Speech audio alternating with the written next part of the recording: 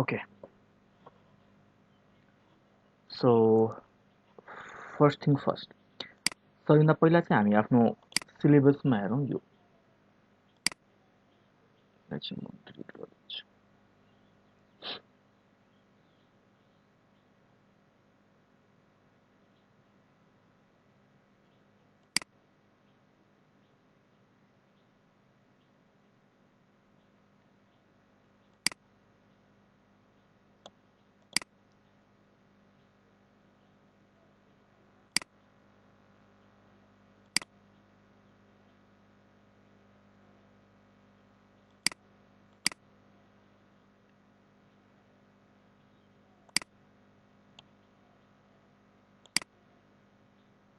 मैले केही मेटेरियल्सहरू त्यहाँ क्लासरुममा पनि पोस्ट गरिदिएको छु। You'll be able to see everything over there.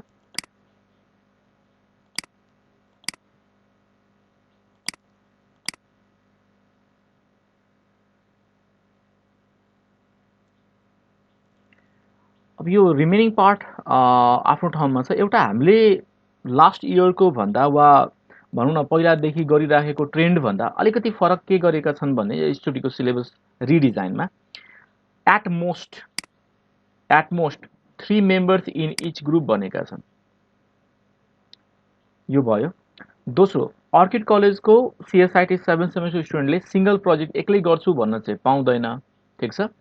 So minimum चाहिँ 2 म्याक्सिमम 3, हाम्रो लागि चाहिँ मिनिमम 2 म्याक्सिमम 3 हुन जान्छ। So minimum 2 members,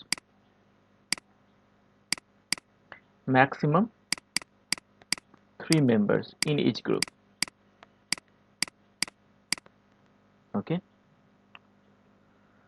so imagine गरौँ अब 3 को इक्वल डिभिजन यदि हामीले गर्दैछौँ भने टोटल हामी नम्बर अफ स्टुडेन्ट कतिजना छन् यो ग्रुपमा? सो टोटल हामी 48 छौँ हैन। सो 3 को ग्रुप गर्यो भने पनि 16 3 48 16 वटा डिफ्रेन्ट प्रोजेक्ट्सहरू हुन जान्छ। अब यो 16 वटा हामी म्याक्सिमम ग्रुप हामीले थाहा पाइसक्यौँ। अब कसैले म दुईजना मात्रै भएर गर्छु भन्छौ भने अब त्यस पछाडिको अर्को ग्रुपसँग टाई अप गर्नुपर्ने हुन्छ। यदि त्यो त्यसरी चाहिँ आफ्नो मेम्बर्सहरू आफै आइडेन्टिफाई गर्ने है। सपोज तिमीहरूको कम्युनिकेसन भएन फर द टाइम बिङ हैन, कसैको यदि कम्युनिकेसन भएन भने त्यो केसमा चाहिँ सर मेरो त मेम्बरहरू नै भएन। यो सबै प्र्याक्टिकल लिमिटेसन्सहरू हो आफ्नो फ्रेन्ड्सहरूसँग कम्युनिकेट गर्ने। त्यसको लागि हामी पनि सहजता त्यो गरिदिन्छौँ, हेल्प गरिदिन्छौँ हैन। कसको आएको छ, कुन मेम्बर बाँकी छन् र त्यसलाई चाहियो भने we reserve all the right to reshuffle your team as well हैन। कहिलेकाहीँ के हुन्छ गर्ने जस्ता अब भनौँ अलिकति मेहनत गर्ने खालका स्टुडेन्टहरू सबैजना एउटा ग्रुपमा भइदिन्छन् अनि अलिकति कमजोर स्टुडेन्टहरू जसलाई अलिकति बढी एटेन्सन चाहिन्छ त्यस्ता स्टुडेन्टहरू चाहिँ अर्को ग्रुपमा बस्दिन्छन्। त्यो भयो भने उनको प्रोजेक्टको हालत एकदम डमाडोल स्थितिमा हुन्छ। त्यस्तो चाहिँ नहोस् है। So we reserve all the right, म हुन्छु त्यहाँ, विजय सर हुनुहुन्छ हैन। So we reserve all the right to reshuffle your team as well during the proposal or हामी एब्स्ट्र्याक्ट भनेर भन्छौँ, अहिले एब्स्ट्र्याक्ट बनाउला हैन। ल, सो अहिलेको लागि जस्तो हाम्रो टार्गेट गरिएको छ फेजेस अफ द प्रोजेक्टमा 3टा फेजमा डिभाइड गरेका छन्, प्रपोजल, सबमिसन एन्ड प्रेजेन्टेसन। त्यसलाई डिफाइन गर्नु पर्यो। यसमा चाहिँ हामी के गर्छौँ भने अबको जस्तो आज हामीले सपोज ओरिएन्टेसन गरिराखेको छौँ, अबको म तिमीलाई 1 हप्ता जति टाइम दिन्छु, 1 विक जति टाइम दिन्छु। You research on your own, वा कतिले आफ्नो रिसर्च काम गरिसकेको छौ, because it's not the first time we are looking at projects. 6 सेमेस्टरमा टाइम एन्ड अगेन मैले भनिराखेको थिएँ आफ्नो ग्रुप फर्मेसन गर्दै गर्ने, टाइटल चाहिँ सेलेक्ट गर्दै गर्ने एन्ड सो अन। सो 1 हप्ता सफिसियन्ट हुन्छ। त्यसमा हामीले के गर्छौँ, एउटा मैले त्यहाँ क्लासरुममा पोस्ट गरिदिएको छु एब्स्ट्र्याक्ट फर्म भन्ने। सो त्यो एब्स्ट्र्याक्ट फर्म फिलअप गरेर 1 हप्ता पछाडि तिमीले सबमिट गर्छौ कि। सो त्यसमा चाहिँ तिम्रो प्रोजेक्टको टाइटल, मेम्बरहरूको नाम के हो एन्ड सो अन ती सबै डिटेल्सहरू त्यहाँनिर छन्। अब मैले यहाँ देखाउन सक्छु भने यहाँ छ। सो ब्याच अब यो अर्किडको तिमीहरू कतिको ब्याच होला मलाई जहाँसम्म लाग्छ 6th or 7th ब्याच होला तिमीहरू, 6th होला सायद। सेमेस्टर अब 7th सेमेस्टर भइहाल्यो, year final year 4th year भइहाल्यो। सिरियल नम्बर 1 2 3, टियुको रोल नम्बर एक्जाम, अनि तिम्रो स्टुडेन्टको नेम, प्रोजेक्टको टाइटल। अब युजुअली म तिमीलाई के रेकमेन्ड गर्छु भन्दाखेरि एउटै टाइटलमा स्टिक हुनुभन्दा यहाँ चाहिँ तिमी 1 2,3 भनेर सो अप्सनल टाइटल्सहरू पनि यहाँनिर राखिराख। सो रिसर्च बनाउँदै गर्दाखेरि त्यसमा चाहिँ तिमीलाई सजिलो हुन्छ। सर यो डोमेनमा पनि मेरो इन्ट्रेस्ट छ भनेर फर्स्ट सेकेन्ड थर्ड भन्ने प्रायोरिटी सेट गरेर प्रोजेक्टका टाइटल्सहरू एरेन्ज गरिराखौँ। That will be helpful. कसैले एउटा मात्रै टाइटल गर्छ अनि त्यसमा चाहिँ के चेन्जेसहरू गर्नु पर्यो भने सर यो चेन्जेसहरू गरिराख्नुभन्दा मलाई गाह्रो हुन्छ, म अर्को प्रोजेक्ट गर्छु भन्छन्। त्यसको लागि चाहिँ तिमी पहिलादेखि पूर्व तयारी गर। पहिलो टाइटल चाहिँ यो, दोस्रो अल्टरनेटिभ, तेस्रो अल्टरनेटिभ भने एटलिस्ट 2टा अदर अल्टरनेटिभ्सहरू राखिराख। फ्रन्ट एन्ड टुलहरू कुन युज गर्छौ त? For example HTML CSS web based गर्न लाग्यो रे होइन म चाहिँ रियाक्ट युज गर्छु, फाइन। सर म चाहिँ फ्लटर डार्ट युज गर्छु, ओके होइन। त्यसै गरी ब्याक एन्ड टुल्समा युजुअली हामी ब्याक एन्ड टुल्स भन्ने बित्तिकै डेटाबेसेस एन्ड डेटा फर्मेटको कुराहरू गरिराखेको हुन्छौँ। सो डेटा कसरी इन्टरचेन्ज गर्छौ वा डेटाबेस कसरी मेन्टेन गर्छौ एन्ड सो अन। सो त्यसको लागि ब्याक एन्ड टुल राख्नु पर्यो। सर्भर साइड प्रोग्रामिङ ल्याङ्ग्वेज हुनसक्छ इम्पोर्टेन्ट, त्यो राख्नु पर्यो। कसरी JSPमा गर्ला होइन, जावा सर्भर पेजेस, कसरी C#.NET युज गरेको हुनसक्छ as a server side programming language, isn't it, and so on. कसैले पाइथन युज गर्छ होला होइन, पाइथनमा चाहिँ अब ज्याङ्गो युज गर्छु सर, ज्याङ्गोकै ब्याक एन्ड युज गर्छु, ओके नो प्रब्लम। तल अब यो सिग्नेचर चाहिँ अहिले डिजिटल सबमिट गर्दाखेरि सिग्नेचर इज नट इम्पोर्टेन्ट अहिलेलाई, तर भोलि पर्सि चाहिँ हामी वान आफ्टर एन्डर यो सिग्नेचर गरिरहेका हुन्छौँ। ल यो एउटा पार्ट भयो, हामी सबमिट गर्नु 1 हप्ता पछाडि यसलाई सबमिट गर्नुपर्ने। त्यस पछाडि तिमीले डिफेन्ड गर्छौ, हामी त्यसको डिस्कसन पनि गरौँला। प्रपोजलको यो चाहिँ पहिला एब्स्ट्र्याक्ट हुन्छ, त्यसपछि प्रपोजलको छुट्टै फर्मेट छ हामीसँग। प्रपोजल सबमिट गर्दाखेरि छुट्टै फर्मेट हुन्छ। So once you are a go with your abstract, only then you will be able to submit your proposal.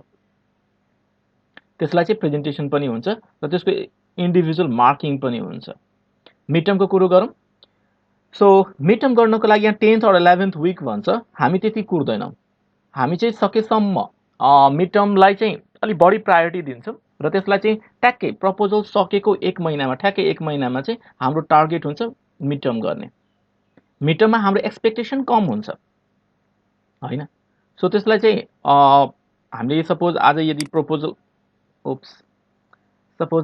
हामीले प्रपोजल गरिराखेको छौँ भने यसको ठ्याक्कै यो चाहिँ सपोज प्रपोजल गरेको डेट भयो, एउटा first week, second week, third week, fourth विकको लास्ट डेमा चाहिँ हामीले यहाँनिर मिड टर्म गरिराखेको हुन्छौँ। So you do not need to worry. Proposal submit गरेको जति पनि भनौँ न, प्रपोजल सबमिट गरेको अब यसमा चाहिँ हामी के गर्छौँ भन्दाखेरि इन्जिनियरिङ मिटिङ्सहरू राख्छौँ। So every say Monday and Friday हाम्रो इन्जिनियरिङ मिटिङहरू भइराखेको हुन्छ। So every Monday and Friday engineering meeting हुन्छ, every Monday and Friday meeting हुन्छ, every Monday and Friday meeting भइराखेको हुन्छ। के प्रोग्रेस भयो त होइन। सो स्याटरडे सन्डेमा के जे प्रोग्रेस तिमीले गर्यौ त्यो मन्डे प्रेजेन्ट गर्छौ, ट्युजडे वेडनेसडे थर्सडेमा जे प्रोग्रेस गर्यौ त्यो चाहिँ फ्राइडे प्रेजेन्ट गर्छौ। So that would be around 10 minutes or maximum भयो 15 मिनट्स, त्योभन्दा धेरै हामी कन्ज्युम गर्दैनौँ। अहिले के भइराखेको छ, सो त्यस्ता डिस्कसनहरू हामी गरिराखेको हुन्छौँ। Okay, so proposal PROPOSAL proposal गरेको। So this is how will divide our time.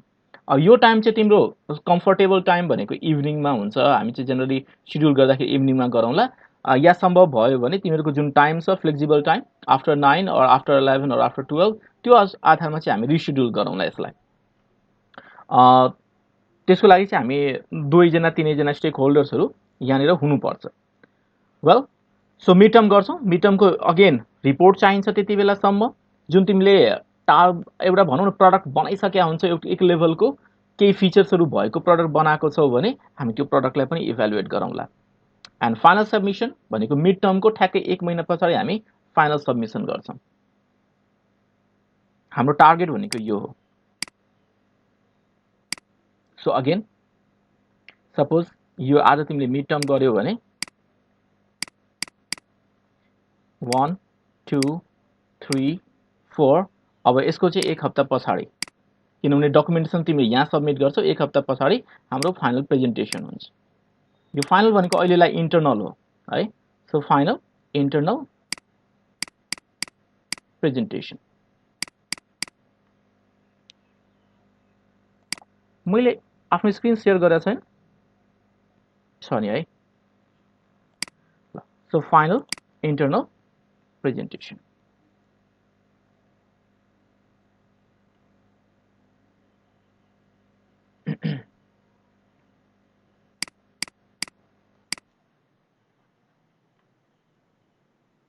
ल यो पार्ट भनेको डकुमेन्टेसन सबमिट गर्ने हो यसलाई हामी भन्छौँ सबमिट डकुमेन्ट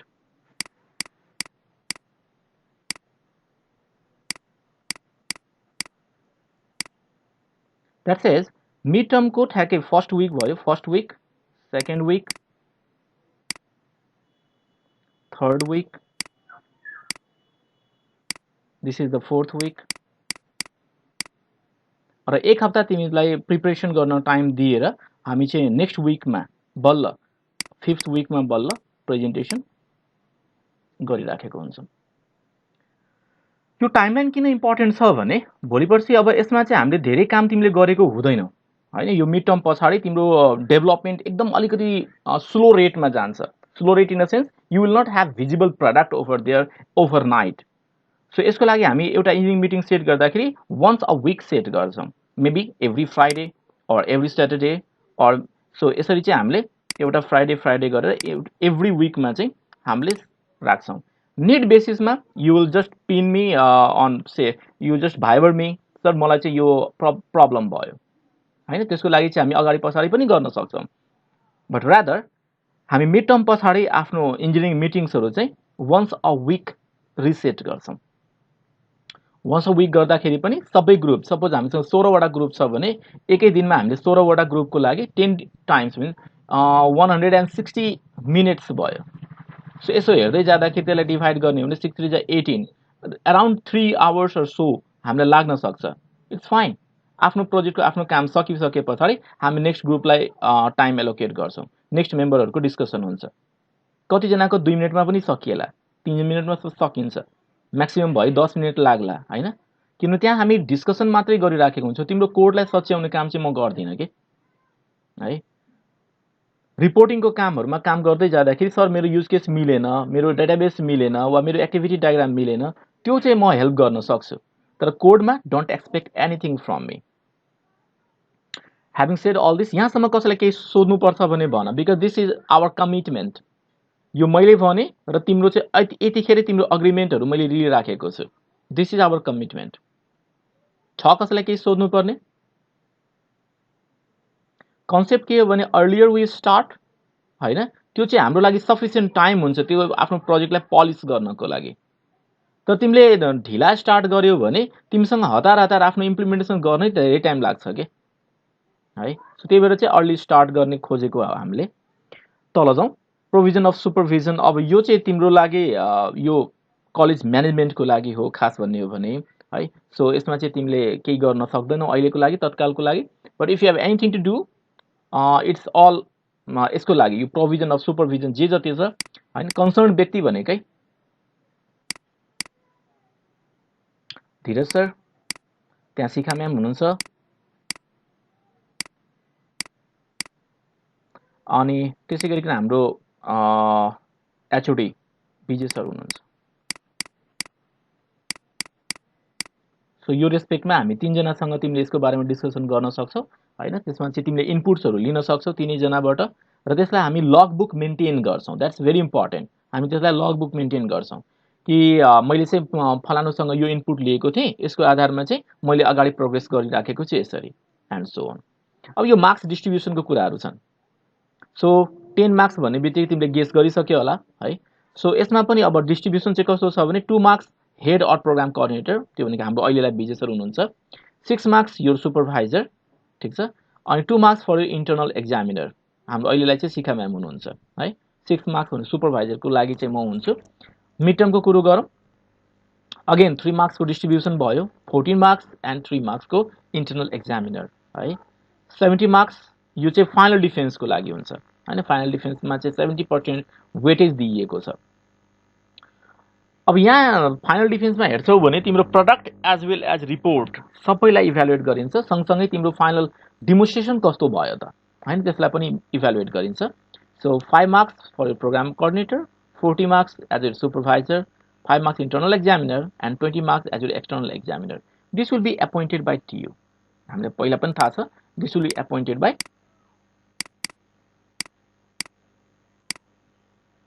सेन्ट्रल डिपार्टमेन्टबाट चाहिँ एपोइन्ट भएर आइराखेका हुन्छन्. फाइन. देन इभ्यालुएसन कमिटीको बारेमा हामीले भर्खरै कुरो गरिरहेका थियौँ. HOD he'll be directly or indirectly involved. Project supervisor for your college, Dheeraj Kumar Jha will be there. Internal examiner को लागि चाहिँ शिखा म्याम बस्नुहुन्छ. एक्सटर्नल एक्जामिनर को लागि we never know, हैन.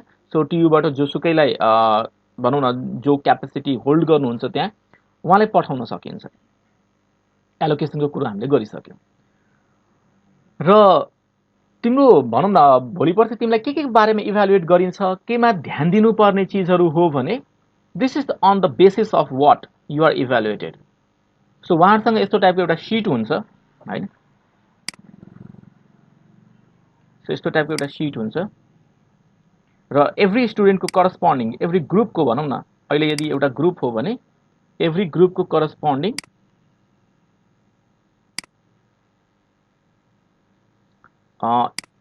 यस्तो इभ्यालुएसनहरु हुन्छ. If you see presentation skill भयो हैन. सो अहिलेलाई चाहिँ मैले ए, त्यसपछि यसलाई बी मानेको छु भने B C D E F and G. So B C D E F and G. अब इच मेम्बरको लागि हैन, यो एउटा प्रोजेक्टको लागि भयो भने अब मेम्बर 1, मेम्बर 2, मेम्बर 3 हैन. सो इन्डिभिजुअलको लागि सपोज मेम्बर 1 मा प्रेजेन्टेसन स्किल चाहिँ एकदमै राम्रो देखियो रे, सो उहाँले अब मार्क गर्नुहुन्छ मेबी हैन.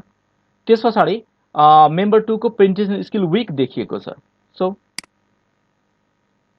अलमोस्ट 0 छ. अझ भनौँ आई कन्ट्याक्टहरु छैनन् हैन. सो ल्याङ्ग्वेज प्रिफरेन्सेस पनि राम्रो छैन. बीचबीचमा चाहिँ sir should I continue my presentation in Nepali भनेर खास गरिकन सागरलाई र अस्ति मैले अर्कोलाई पनि मैले भनेको थिएँ, योभन्दा अघिल्लो ग्रुप हो सायद बीएम को स्टुडेन्ट हो एकजना हुनुहुन्थ्यो हैन. सो त्यो केसमा चाहिँ अब उहाँले यो पार्ट भयो. दोस्रो आज भोलि चाहिँ अब हामी मेबी अनलाइन यदि गर्यौं भने क्यामेरा कहीँ अर्कै ठाउँमा छ, आफू चाहिँ अर्कै ठाउँमा बसिराखेको छ, क्यामेरा चाहिँ मोबाइलबाट अब प्रेजेन्टेसन दिइराखेको छ, राइट. त्यो सबै चाहिँ अब बुझ्नु पर्यो कि डिजिटल प्रेजेन्टेसन नै गर्यो भने पनि त्यो कुराहरुलाई चाहिँ बुझ्नु पर्यो. क्यामेरा फिक्स गर्ने स्ट्यान्ड पाइन्छ 200-250 मा राम्रो खालको स्ट्यान्ड पाइन्छ. सो स्ट्यान्ड युज गर्ने बरु क्ल्याम्पिङ स्ट्यान्ड्सहरु हुन्छन् and so on. So well, so if you see, so यसरी चाहिँ डिफरेन्ट टाइपको मार्किङहरु गरेर उहाँले चाहिँ इन्डिभिजुअलमा कति आयो त. सो इन्डिभिजुअल मार्किङ हुन्छ के तिम्रो प्रोजेक्टको. सो एउटा चाहिँ एज अ होल हुन्छ हैन, होल प्रोजेक्टमा चाहिँ कति आयो र त्यसपछि चाहिँ इन्डिभिजुअल मार्किङ भइराखेको हुन्छ. That suggest if your team work is weak हैन, you'll be having problems with this sort of marking. तल जाउँ. HOD and coordinator को केही responsibilities you do not need to know. Project supervisor, internal examiner and external examiner. Student को responsibility चाहिँ ध्यान दिउँ है.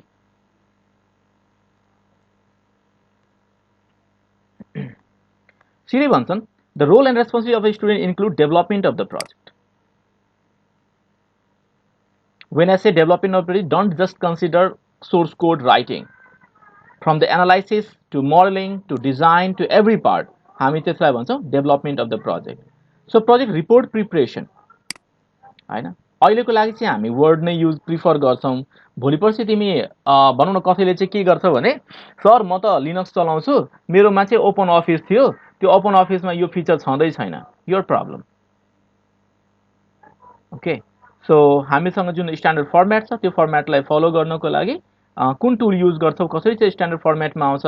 सर मैले जति पनि गर्छु मेरो चाहिँ हुँदैन, त्यसो साथीको कम्प्युटर बरो गर्ने है. And defending the project through out each evaluation. Defending the project means suppose आज प्रोजेक्टको प्रपोजल छ भने तिम्रो मेम्बरहरु मध्ये कोही एब्सेन्ट भयो हुने बित्तिकै हामी ग्रुपको प्रेजेन्टेसन गर्छौं, त्यो मेम्बरलाई चाहिँ एब्सेन्ट मार्क गरिदिन्छौं. इक्विभ्यालेन्टली उसको नम्बर चाहिँ घट्दै गइराखेको हुन्छ प्रोजेक्टमा. त्यस्तो नहोस् हैन. We don't expect it.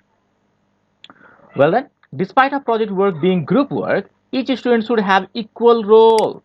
Look, अब तिमीहरूले बेला बेलामा के भन्छौ, एउटा प्लेन क्वेसन सोधिन्छ, what is your role in this project, तिमीले सर मैले फ्रन्ट एन्ड डिजाइन गरेँ, very very plain answer, flat answer, sir मैले फ्रन्ट एन्ड डिजाइन गरेँ। So at that point of time तिमीलाई सोधिन्छ होइन, अर्को मेम्बरलाई सोधिन्छ तिमीले के गर्यौ, उसले चाहिँ मैले डेटाबेस डिजाइन गरेँ, अर्कोले सर मैले टेस्टिङ गरेँ, isn't it, एन्ड डकुमेन्टेसन मैले प्रिपेयर गरेको छु।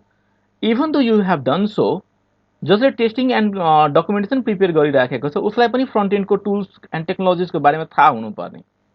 ल भन त फ्रन्ट एन्ड टुल हामीले कुन युज गर्यौँ, सर फ्रन्ट एन्ड त मैले गरेकै होइन, त्यस्तो भन्न पाइएन कि। सर सिएसएस मैले लेखेकै होइन, वा भनौँ न बुटस्ट्र्यापको बारेमा मलाई थाहा नै छैन, यो चाहिँ उसले गरेको भने चाहिँ त्यसरी भन्नु भएन। यदि तिमीले गरिराखेको कुनै काम तिमीले गरिराखेको छौ भने आफ्नो ग्रुप वर्क टिममा चाहिँ डिस्कस गर्ने, आज मैले के गरेँ। Your team do not need to understand everything, but you will have to discuss those things with your team.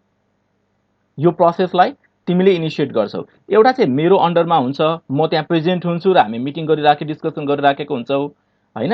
त्योभन्दा पछाडि ब्याक द सिन जुन 2 दिन तिमीसँग टाइम छ त्यसमा चाहिँ तिमीले एभ्री नाइट तिमीले अब भनौँ न every say 7 o'clock at the evening होइन, you sit you with your team discuss about your project.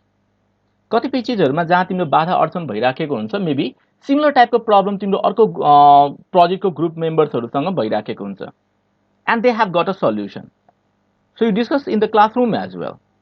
So I am having this sort of problem, कतिसँग केही सल्युसन छ कि भनेर होइन। So if I come up with a solution I will reply, if your friends come up with a solution they will do so. यो चाहिँ एउटा प्रोजेक्टलाई हामीले टिम ग्रुपको रूपमा टिम वर्कको रूपमा लिनुपर्ने हुन्छ। तल जाउँ। Each student will be evaluated individually, as I said earlier. So students should be able to demonstrate his or her contribution in the project. Right? Students should maintain a log visits with their supervisor. म log book को sample पनि पठाउँला, जो कि हामी proposal पछाडि मात्र implement गर्छौं। So log visits गरेको सुपरभाइजरसँग log visit गरेको हामीसँग एभिडेन्स हुनु पर्यो रे भन्छन्। The log should include technical feedbacks from their supervisors. जस्तो म हिजो पनि एकछिन क्लासमा म पसेको थिएँ मेसेज तिमीहरूलाई दिनको लागि, एकदम चाहिने चिज त्यहाँ डिस्कस भइराखेको थियो कि त्यहाँ कन्फ्युजन म्याट्रिक्सको कुरो सरले उठाउनु भयो होइन। भोलि पर्सि तिमीले देख्छौ एफ स्कोरको कुरो उठाउनुहुन्छ उहाँले। सो यी सबैले डिटरमाइन गर्छ हाम्रो प्रोजेक्टको एफिसिएन्सी कसरी मेजर गर्ने होइन, and so on.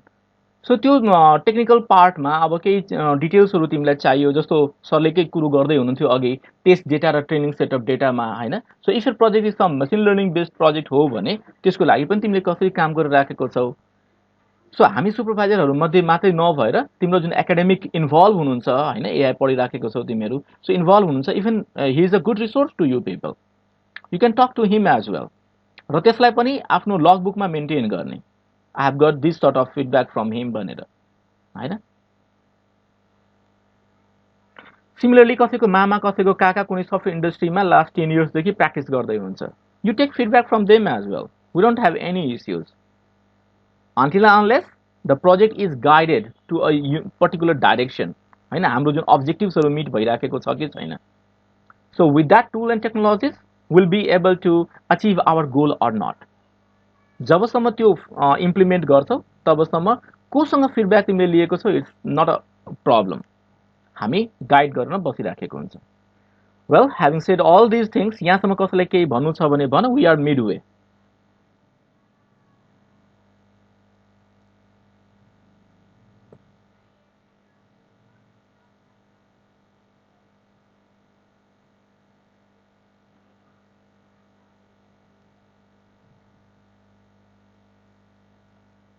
I know this challenge is very familiar to me. Okay, यो कुनै नयाँ चिज होइन मेरो लागि, आई क्यान सेन्स द्याट। ल तल जाउँ। जब प्रब्लम हुन्छ त्यतिखेर भनौँला, अनि त्यो दिनमा सपोज हाम्रो अहिले 6 आज 6:26 हो भने ल एकचोटि चाहिँ त्यहाँ गएर भिडियो एकचोटि हेर, त्यो डकुमेन्टमा मैले क्लियरली लेखिदिएको छु भनेर म भन्न सक्छु, आई रिजर्भ द्याट राइट। तल prescribe content flow for the project proposal भन्छ। मैले एकछिन कुरो गरेको थिएँ एकछिन अगाडि, हामीले पहिला चाहिँ एब्स्ट्र्याक्ट फर्म फिलअप गरेर पठाउँछौँ, त्यो भनेको मेरो टेन्टेटिभ आइडिया चाहिँ यो हो, and once we go with that त्यसपछि तिमीले अब आफ्नो प्रपोजल ड्राफ्ट गर्छौ। यो प्रपोजल ड्राफ्ट गर्ने बेलामा वी हेभ डिफ्रेन्ट च्याप्टर डिभिजन्स। यसलाई धेरै हामी फर्मली लिँदैनौँ, यसको लागि हामीसँग च्याप्टर डिभिजन्सहरू छन्। इन्ट्रोडक्सन, प्रोजेक्टको बारेमा ब्याकग्राउन्ड इन्फर्मेसन्सहरू दिन्छौ हैन। सो प्रिभियसली सिस्टम कस्तो थियो त, वा अलरेडी यो पर्टिकुलर कुनै अर्गनाइजेसनमा यस्तो टाइपको प्रब्लम छ, वा यो व्यक्तिको यस्तो टाइपको प्रब्लम छ, त्यसलाई चाहिँ हामीले यो काम गरेर सल्भ गर्न चाहन्छौँ। That falls here problem statement. So ब्याकग्राउन्डको इन्फर्मेसनहरू हामी चाहिँ यहाँ राख्छौँ, हियर ब्याकग्राउन्ड, ठिक छ। र त्यस पछाडि त्यो ब्याकग्राउन्ड सिनेरियोमा problem statement. So among lot of other problems हामीले आफ्नो स्कोपलाई लिमिट गर्छौँ। त्यो स्कोप लिमिट गर्ने काम चाहिँ यो हो। प्रब्लम स्टेटमेन्टलाई हामी भन्छौँ scope of the project. What are the different say activities you are going to perform to solve this particular problem. So list the scope of the project. Scope of project. र हामीले पहिलादेखि नै के थाहा छ भन्दाखेरि स्कोप अफ द प्रोजेक्टमा दुईटा चीज मेन्सन गरिन्छ। एउटा हामी के गर्छौं र एउटा हामी के चाहिँ गर्दैनौं। जस्ट बिकज त्यो अर्गनाइजेसनको वा त्यो इन्डिभिजुअलको मल्टिपल प्रब्लम्स हुन्छ, again what are we not going to achieve?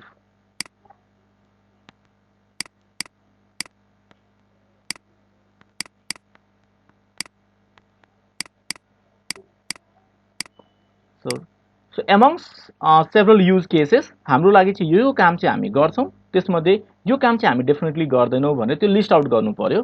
त्यसलाई हामी भन्छौं लिमिटिङ योर स्कोप। र त्यसलाई लेख्दाखेरि हामी प्याराग्राफ फर्मेटमा लेख्छौं, we call it problem statement. त्यो प्रब्लम देखिसके पछाडि तिमीले के फेला पार्यो भने okay now that problem has to be solve through say handle डिभाइसको लागि एउटा एप्लिकेसन बनाउनु पर्ने भयो। So it could be either Android or it could be either iOS हैन। सो त्यो डिसिजन तिमीले लियौ। दोस्रो के हुन्छ, हैन एउटा डेस्कटप एप्लिकेसन बनाए पुग्ने रहेछ। So now you com up with a desktop solution. त्यसको लागि अब तिमीले ल्याङ्ग्वेज प्रिफरेन्सेसहरू गरौला हैन, फ्रन्ट एन्डको लागि के गर्छौ, डिजाइनिङ के गर्छौ, कसो गर्छौ एन्ड सो अन। सो अब्जेक्टिभ्समा चाहिँ हामीले के लेख्छौं भने what are the tools and technologies that you'll be using for achieving this thing? Maybe to build a web application with a recommender system, हैन। So to build an e-commerce application with product comparison and so on and so on. So these are your objectives. त्यो अब्जेक्टिभलाई list out गरेर भ्याइसकेपछि generally अहिले हेरौँला अब्जेक्टिभलाई generally हामी 2 बाट start गर्छौं र मेथोडोलोजीको कुरो गरौँ। रिक्वायरमेन्ट आइडेन्टिफिकेसन कसरी गर्छौ त हैन, how will you achieve this thing, use केसेसहरूलाई कसरी इम्प्लिमेन्ट गर्छौ हैन। सो त्यो डिस्कस गर्नको लागि you have the introduction section as well as your problem statement. त्यो दुईटालाई कम्प्यारेटिभ स्टडी गरेर हामी रिक्वायरमेन्ट आइडेन्टिफाई गर्छौं। वेल त्यसलाई आइडेन्टिफाई गरेर रिप्रेजेन्ट गर्ने टुल हाम्रो लागि युज केस डायग्राम हो। यसको लागि हामीसँग युज केस डायग्राम हामी प्रिफर गर्छौं। हामीलाई थाहा छ use case diagram along with के हुनु पर्यो, युज केस डिस्क्रिप्सन।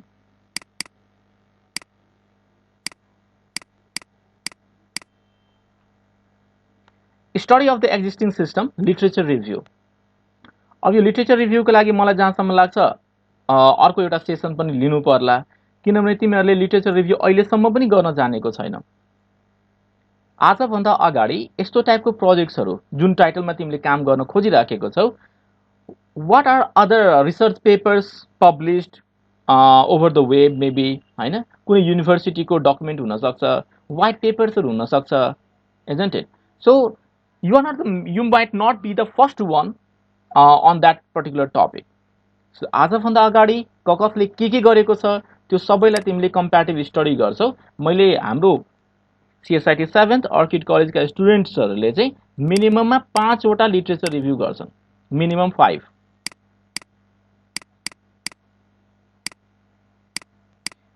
अब यसमा चाहिँ तिम्रो कन्सेप्ट चाहिँ के हुन्छ भन्दाखेरि सर मैले जुन टाइटल रोजेको छु I did not find 5 different reviews. यो एकदमै एकदमै न्यू टर्म्स एन्ड टेक्नोलोजिजहरू हो, यसमा धेरै रिसर्च भएकै छैन, मैले जम्मा एउटा मात्रै दुईटा मात्रै पेपर पाएँ।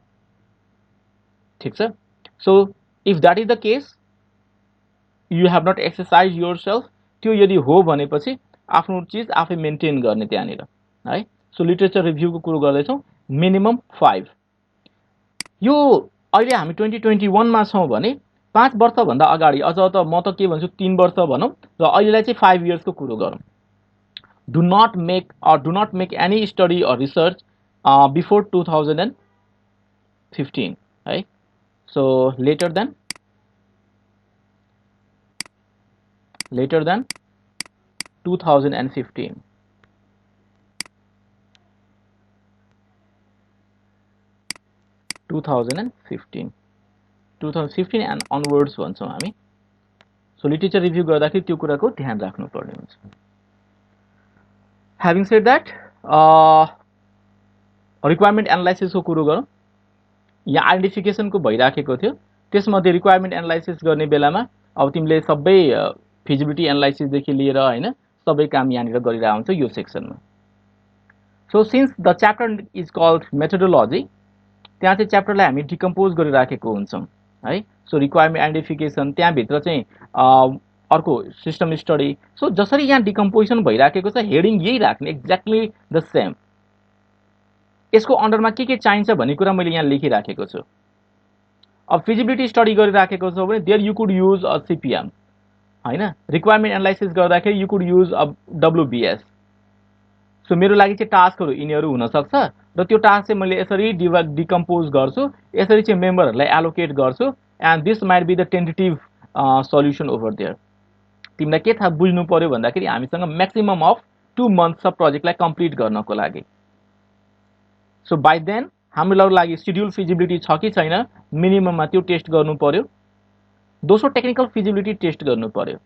Are we capable of achieving those thing technically or not.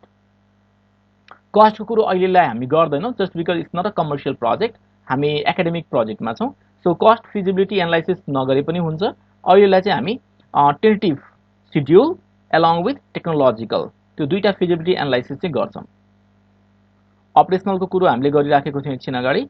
So use गर्दाखेरि मानव एउटा एन्ड्रोइड डिभाइस युज गरेको छौँ वा कमान्ड लाइन इन्टरफेस युज गर्यो, जेनरली हामी रेकमेन्ड गर्दैनौँ। तर तिमीले चाहिँ म सर एउटा नेटवर्क सिमुलेटर युज गर्छु, नेटवर्किङतिर म जान चाहन्छु भन्छौ भने सो नेटवर्क सिमुलेटर्सहरू बनाउन सकिन्छ होइन। जस्तो पियर टु पियर, अब जस्तो अहिले क्लाइन्ट टुल्सहरू भेटिन्छन् होइन। त्यसै गरिकन सर्भरलाई एक्सेस गर्नको लागि डिफ्रेन्ट टाइपको टुल्सहरू हुन्छन्।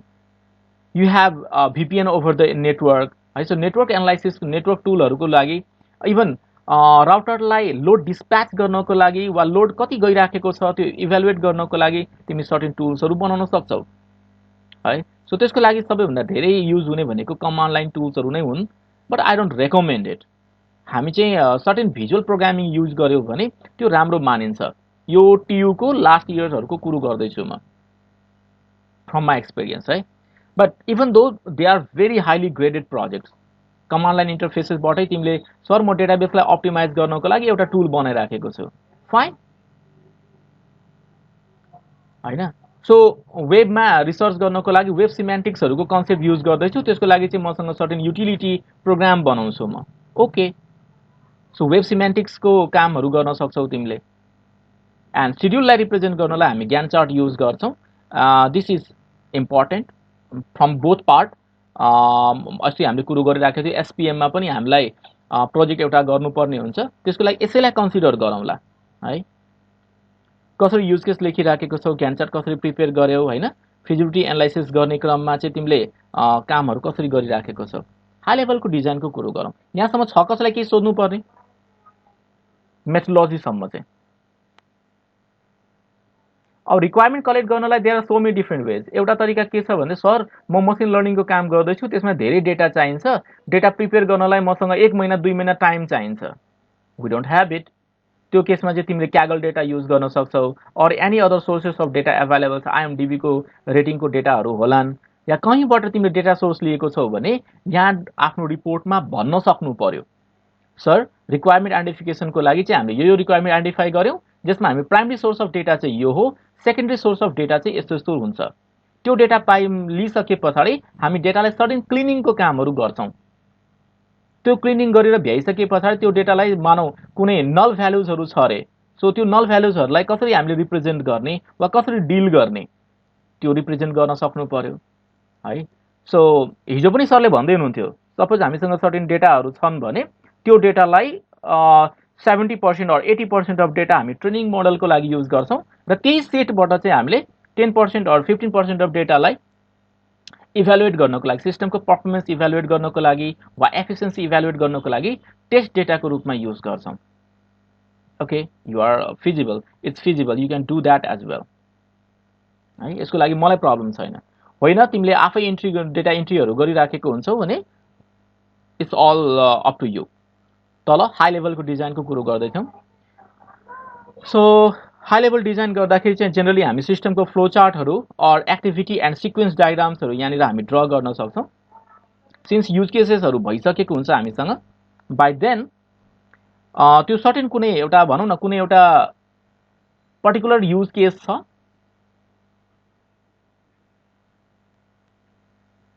हैन, पर्टिकुलर कुनै एउटा युज केस छ जो कि तिमीलाई रिस्की टाइपको कम्पोनेन्ट लागिराखेको छ। सो इफ इट्स रिस्की, त्यसको लागि तिमीले domain class diagram, domain class डीसीडी भन्छ, डोमेन क्लास डायग्राम, डोमेन क्लासेसहरू बनाउन सक्छौ, एक्टिभिटी डायग्राम बनाउन सक्छौ। त्यो पर्टिकुलर युज केसको एक्टिभिटीजहरू यसरी हामी गर्न सक्छौं भनेर एक्टिभिटी डायग्राम बनाउन सक्छौ। और अझ धेरै डिटेल हेर्नु पर्यो भने सिस्टम सिक्वेन्स डायग्राम एसएसडीजहरू बनाउन सक्छौ। System sequence diagram, and you can place them at this place. This might not be, यो एकदमै रफ हुन्छ, this might not be the exactly the one that's being implemented. यो अहिले हामी प्लानिङ फेजमा छौं, त्यही भएर चाहिँ it will be automatic, यो चाहिँ एकदमै रफ वर्क हुन्छ, so that each of the team member along with your supervisor gets clear picture of what you are attempting to do. Right? So domain class diagram, activity diagram and sequence diagram, when put together, it will give you a clear picture of your system and its behavior. Domain class ले हामीलाई चाहिँ static behavior of the system लाई describe गर्छ भने activity diagram र sequence diagram ले dynamic behavior of the system लाई explain गर्न जान्छ। And that way particular module ले त्यो भनौं न जुन फिचरलाई तिमीले डिस्क्राइब गरिराखेको छौ, पर्टिकुलर मोड्युलले कसरी काम गर्छ भनेर हामीलाई exactly थाहा भइसकेको हुन्छ। And then we start implementing them, or we perform detailed analysis at that place if required. तल expected outcome, exactly chapter decomposition यसरी नै गरौँला है। सो एक्सपेक्टेड आउटकम भनेर च्याप्टरको नाम राखौँला, अनि त्यहाँभित्र चाहिँ हामीले के चाहिन्छ त, हाम्रो फाइनल आउटकम के हुनुपर्ने हो। सो युजरले सपोज डेटाहरू दिइराखेको छ, एउटा ई कमर्स एप्लिकेसन मैले बनाएँ, युजरले चाहिँ एड टु कार्ट गर्न पाउनु पर्यो, चेकआउट गर्न पाउनु पर्यो, र चेकआउट गरिसके पछाडि युजरले कुनै कुपन्सहरू राखेको छ भने त्यो कुपन राख्दाखेरि डिस्काउन्टेड एमाउन्ट आउनु पर्यो हैन। त्यसै गरी प्रडक्टको मैले सपोज एड गरेको छु भने त्यो डेलिभरी बोयलाई नोटिफिकेसन जानु पर्यो, so that he or she will be able to deliver it. हामीले डेलिभरी रिसिभ गरिसके पछाडि त्यो एउटा मेल कन्फर्मेसनको लागि कस्टमरलाई पनि आउनु पर्यो र अर्को सिस्टम एडमिनिस्ट्रेटरलाई पनि जान्नु पर्यो हैन। So that will be a complete use case. Outcome चाहिँ त्यसरी डिस्क्राइब गर्नुपर्ने हुन्छ। So final outcome will be a desktop application or web application, maybe an Android application, जसको चाहिँ टेन्टेटिभ हामीसँग यहाँ युज गर्ने बेलामा चाहिँ डिफ्रेन्ट वायर फ्रेम्सहरू युज गर्न सक्छौँ। WIREFRAMES वायर फ्रेम्सहरू युज गर्न सक्छौँ। So although it's an android application, त्यसको इन्टरफेसेसहरू यस्तो यस्तो होला हैन। अब डेटाबेसको हामीलेसँग स्याम्पल हुँदैन, तर रफली हामीले त्यहाँनिर के देखाउन सक्छौँ भने यस्तो यस्तो टाइपको डेटाहरू त्यहाँ रहन सक्छ र बिकज अफ द्याट रिपोर्ट यस्तो टाइपको आउला। सो हामी टेन्टेटिभ वायर फ्रेमिङको लागि चाहिँ अब पेन्सल टुल भन्ने छ, and there are so many other tools हैन। पेन्सल टुल भन्ने छ, and there are so many other tools available in the market.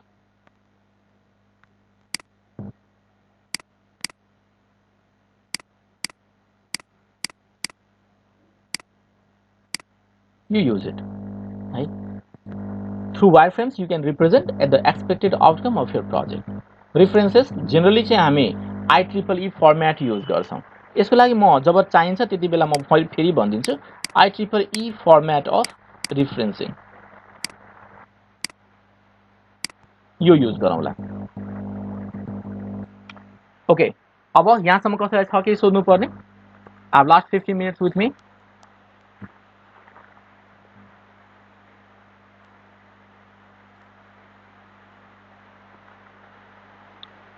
यो सबै काम गरेर भ्याइसके पछाडि अब भनौँ न तिम्रो 1 हप्ता या 2 हप्ता जब हामी प्रपोजल लेख्न थाल्छौँ, प्रपोजलको डेडलाइन पर्सिको लागि छ भने आज बेलुका तिमीले मलाई सोध्छौ, धीरज सर यो टेक्निकल फिजिबिलिटीमा के गर्ने भनेर सोध्छौ के?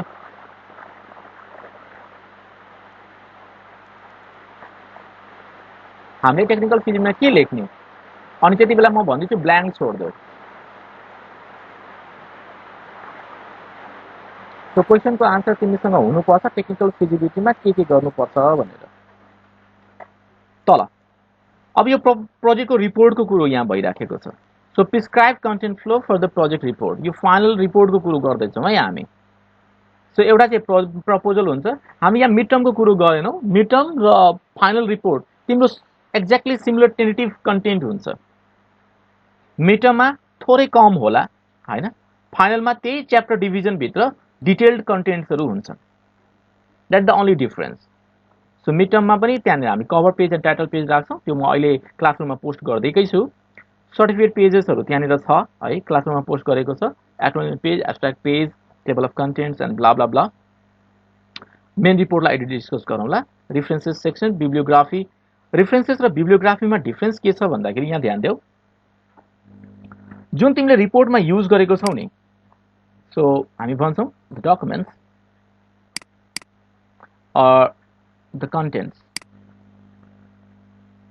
used in the report. Agile methodology use गर्यो, एजाइल मेथोडोलोजी एक्सप्लेन गर्नको लागि सर्टेन बुकको सर्टेन पेज नम्बर यतिदेखि यतिसम्म तिमीले एक्सेस गर्यौ, द्याट गोज हियर रिफरेन्सेस सेक्सनमा आउँछ। अब एजाइल मेथोडोलोजीको बारेमा अरू पनि डिफ्रेन्ट रिसोर्सेसहरू भएको छन्, and if you want your audience, if you want your reader to study those things as well, त्यो सेक्सनलाई चाहिँ तिमीले बिब्लियोग्राफीमा राख्न सक्छौ। यो कसको लागि हो भन्दाखेरि for the audience, if you want your audience to be well prepared in order to study your report, you can ask them to go for that bibliography है। यो बिब्लियोग्राफी चाहिँ यसलाई हामी रिपोर्ट प्रिपेयर गर्नलाई चाहिँ युज गरेको हुँदैनौँ, but you want them to read it, in that case हामी त्यो सेक्सन्सहरूलाई बिब्लियोग्राफीमा राख्छौँ।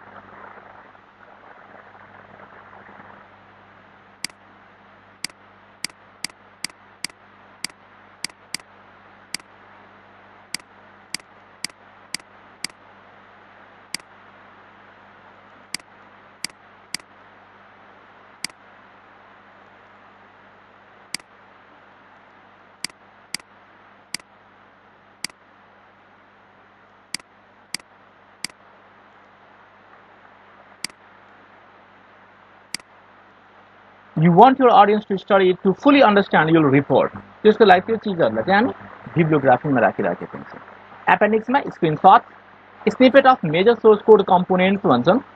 अब मेजर सोर्स कोड कम्पोनेन्ट भन्ने बित्तिकै हामीले कुनै अल्गोरिथम युज गर्यौँ, मानौ ए प्रायोरिटी अल्गोरिथम तिमीले युज गर्यौ, वा तिमीले चाहिँ सरले हिजो अस्ति डिस्क्राइब गर्दै हुनुहुन्थ्यो, हन्ट्स प्रिन्सिपल डिस्क्राइब गर्दै हुनुहुन्थ्यो, मानौ त्यो तिमीले इम्प्लिमेन्ट गरिराखेको छौ भने त्यसलाई तिमीले कसरी कोड गर्यौ। क्लासिफिकेसनका अरू अल्गोरिथम्सहरू हुन सक्छन्, ने बायसको अल्गोरिथम हुन सक्छ होइन। सो कसरी चाहिँ इम्प्लिमेन्ट गरिराखेको छौ त्यसको सोर्स कोडको कम्पोनेन्ट तिमीले माइनर यहाँनिर राख्न सक्नेछौ। अब यो होइन कि 2000 line of code say 2K LOC तिमीले सोर्स कोड लेखेको छौ, भए जतिका सबैलाई पेजलाई यहाँनिर राखिदिने, त्यो काम सागरभन्दा बाहेक अरू कसैले गर्न सक्दैन। तल log of visits of supervisor भन्छ, यो पनि एपेन्डिक्समा डेफिनेटली हामीलाई चाहिन्छ है। र अर्किड कलेजको स्टुडेन्ट्सहरूले मिनिमममा, म यहाँनिर लेखिदिन्छु, मिनिमममा 15 लग रिपोर्ट्स चाहिन्छ, मिनिमममा 15 log books for each project, log books for each project.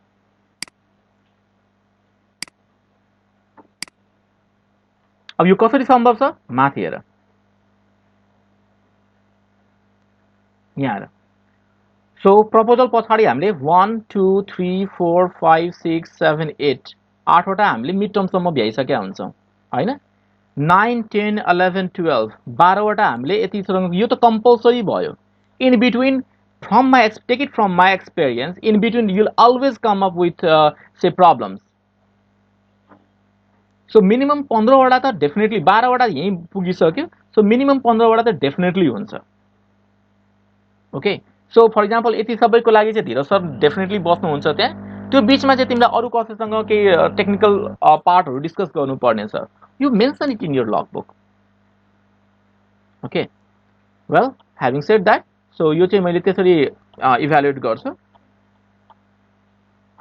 That is why I say minimum of 15 log books for each project तल अब च्याप्टर डिकम्पोजिसन मेन रिपोर्टमा अब यो त मिड टर्ममा आउँदासम्म खास चाहिने चिज हो तर हामी आजैलाई भ्याइदिउँ किन मसँग अझ स्टिल 10 मिनट मसँग टाइम छ मेन रिपोर्टमा जाँदाखेरि हामी च्याप्टर डिकम्पोजिसन यसरी गरिराखेको हुन्छौँ इन्ट्रोडक्सन भन्छौँ माथि 1.1 इन्ट्रोडक्सन सेक्सनमा अब अघि जुन तिमीले प्रपोजलमा लेखेको थियौ त्यसैको डिस्क्रिप्टिभ फर्म्याट हुन्छ यहाँ त्यसैलाई सार्न चाहिँ हामी सार्दैनौँ त्यसैको डिस्क्रिप्टिभ फर्म्याट हुन्छ because by now you will have lot of ideas about writing introduction as well so introduction फिचरमा पनि तिमीले केही न केही चाहिँ अब थप्न सक्छौ के त्यो प्रोजेक्टको बारेमा धेरै कन्सेप्टहरू अझ क्लियर भएको होला तिम्रो well then we have problem statement the same thing problem statement जुन अघि समस्या थियो त्यही समस्यालाई यहाँनिर रिप्रेजेन्ट गर्छौँ what are we going to achieve त्यस पछाडि स्कोप भनेर प्रोजेक्टको स्कोप के हो के काम चाहिँ हामी गर्छौँ र तलतिर के गरेर लेखिदिने these are few of the features that will be not be implemented in this project although हुन्छ नि कहिलेकाहीँ कुनै कामहरू गर्दै जाँदाखेरि युजरको दिमागमा कन्साइन्समा के हुन्छ भने ओके यति भनिसकेपछि यो रिक्वायरमेन्ट त डेफिनेटली त्यहाँ हुन्छ you tell them that we are not going to perform it for the time being त्यो लेख्ने सेक्सन प्रब्लम स्टेटमेन्ट भित्र अब्जेक्टिभ्स हामीले के अचिभ गर्दैछौँ से 2 to 3 दुईदेखि 3 वटा मेजर अब्जेक्टिभ्सहरू हामी राखौँला जो कि स्मार्ट टाइपको हुन्छ सिम्पल भन्छौँ मेजरेबल भन्छौँ हामी हैन त्यसै गरिकन त्यसको लागि रियलिस्टिक अब्जेक्टिभ्सहरू राखेको हुनुपर्छ राइट स्कोप एन्ड लिमिटेसन्स जुन अघि हामीले कुरो गरिराखेको थियो सो प्रब्लम स्टेटमेन्ट छ भने त्यसैबाट हामी स्कोप एन्ड लिमिटेसन्सका सेक्सन्सहरू यहाँ राख्छौँ limitations means what are we not going to achieve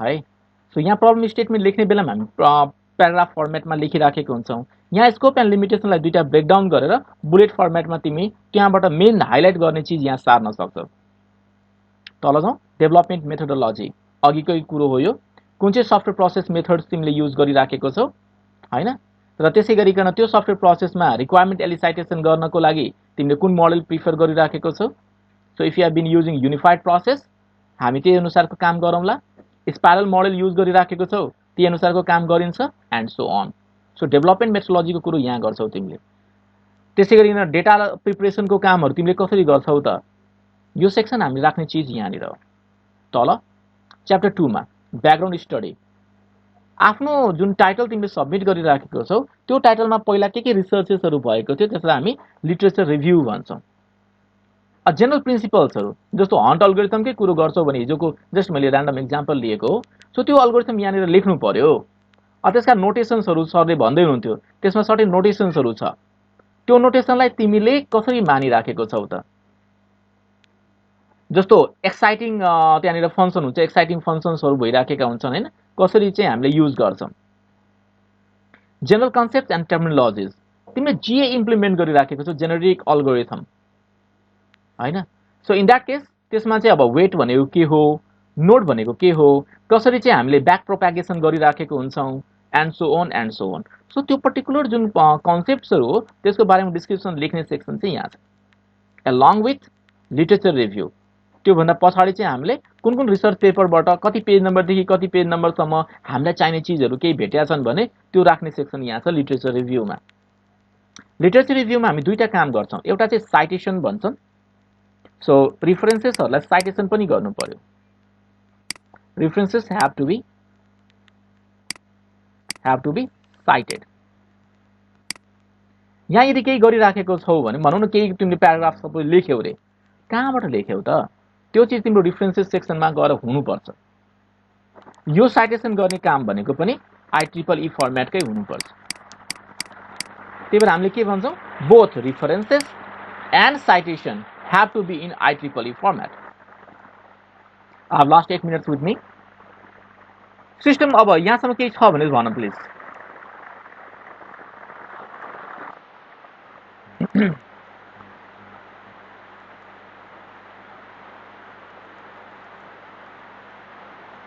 system एनालाइसिसमा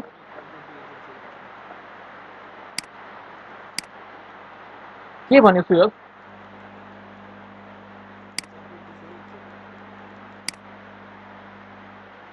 background study or discussion of the fundamental theories भन्छ।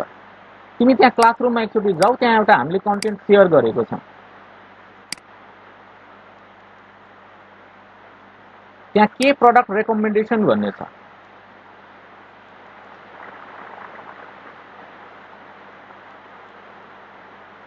है। ल अब यसको ब्याकग्राउन्ड च्याप्टर म देखाउँछु हामीले लेख्न खोजेको के। सो यहाँ तिमीले टेबल अफ कन्टेन्ट हेर्ने बित्तिकै तिमीले थाहा पाइहाल्छौ होइन। So we have background, problem statement, objectives as well as scope and limit, exactly same के। त्यहाँ सिलेबसमा जे डिफाइन्ड छ त्यसैलाई हामीले इम्प्लिमेन्ट गर्ने हो, nothing more and nothing lace. Well, so अब लेख्ने के हो त्यहाँभित्र, यहाँ आएर पहिला टाइटल हेरौँ अनि त्यसबाट तिमीले गाइडलाइन्स पाइहाल्छौ। टाइटलले भन्छ हाम्रो shop a product recommender system, a product recommender system. So यसको लागि चाहिँ हामीले ब्याकग्राउन्ड स्टडीहरू के गर्नुपर्ने हुन्छ, कम्प्यारेटिभ स्टडी के गर्नुपर्ने हुन्छ। कम्प्यारेटिभ स्टडी गर्नलाई लिटरेचर रिभ्यू गर्छौँ, ब्याकग्राउन्ड स्टडी गर्नको लागि पहिला सिनेरियो कस्तो थियो त त्यसको बारेमा हामीले बुझ्नुपर्ने हुन्छ। न look how do we represent them.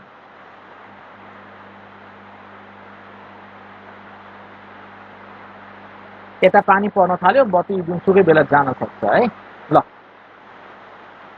So background भन्ने बित्तिकै अहिले करेन्टली मार्केटमा सिनेरियो के छ त, इ कमर्सको सिनेरियो कस्तो टाइपको छ त, जसमध्ये हामीले के इम्प्लिमेन्ट गरिरहेछौँ। सो हामीले युज गर्दाखेरि this project about C2C, consumer to कन्ज्युमरको कन्सेप्ट युज गर्दैछ अरे होला। अहिले मार्केटमा चाहिँ बिजनेस टु कन्ज्युमरको कन्सेप्ट छ होइन, B2B को कन्सेप्ट छ, तर हामीले प्रोजेक्टमा चाहिँ C2C युज गर्दैछौँ। सो एउटा पार्ट त्यहाँनिर लिमिट भयो होइन। दोस्रो चिज हामीले के फिचर्सहरू राख्दैछौँ त। So recommendation system may have various advantages and disadvantages. Did you see that? हाम्रो टाइटल चाहिँ रेकमेन्डिङ सिस्टम थियो, त्यो भएर रेकमेन्डेसन सिस्टमको बारेमा यहाँ आइराखेको छ। अब रेकमेन्ड गर्नको लागि डिफ्रेन्ट टाइपका फिल्टरिङ अल्गोरिथम्सहरू छन्। कुनै प्रडक्ट कुन चाहिँ लोकेसनमा गएर बसिराखेको छ, अब तिमीले पढ्छौ हुन त एआईमा कोलाबोरेटिभ फिल्टरिङहरूको भनेको के हो, कसरी कुन मोडेलहरू छन् होइन। सो त्यो अनुसारमा तिमीले पढिराखेको हुन्छ। डिफाइन गर्दाखेरि प्रब्लम स्टेटमेन्टको कुरो भयो यहाँ। So though e commerce websites are well equipped with this प्रडक्टमा चाहिँ के प्रब्लम छ त अहिले। सो अहिलेको लागि तिमीले यदि दराजकै कुरो गर्छौ भने त्यहाँ पेमेन्टहरू हामी क्यास अन डेलिभरी छ, पेमेन्ट थ्रु ई-सेवा छ, आइपे थ्रु गर्न सक्छौँ एन्ड सो अन।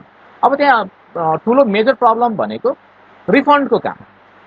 जब आइटम्सहरूलाई हामी पठाउँछौँ रिफन्ड चाहिँ प्रोसेस के छ त, मेबी त्यो एउटा प्रब्लम भयो होला। या रेकमेन्डेसन आउँदाखेरि हाम्रो एप्रोप्रिएट रेकमेन्डेसन गरेको छैन रे। हामी इलेक्ट्रोनिक ग्याजेट किनिराखेको छौँ, हामीलाई रेकमेन्डेसन आउने बेलामा सक्सको रेकमेन्डेसन आइराखेको छ। That's bad, that's poor recommendation है। सो त्यसको एफिसियन्सी बढाउने हो कि पहिलाको रेकमेन्डेसन अल्गोरिथमको भन्दा एफिसियन्सी बढाउने हो कि, त्यो पनि राम्रो प्रोजेक्ट हुन सक्छ।